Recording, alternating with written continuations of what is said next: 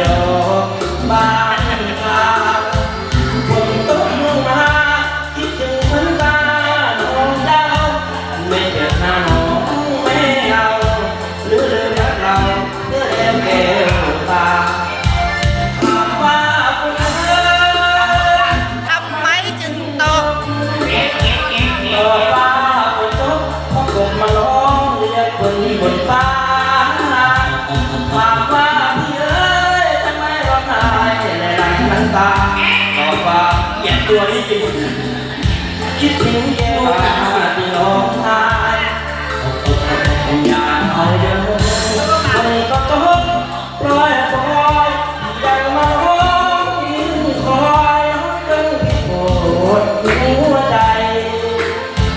ฝนตกพำพำพี่ยิ่งรักกันมองไม่พี่จ้องตาฝนต้องหนาวใจน้องจากพี่ไปเมื่อเดือน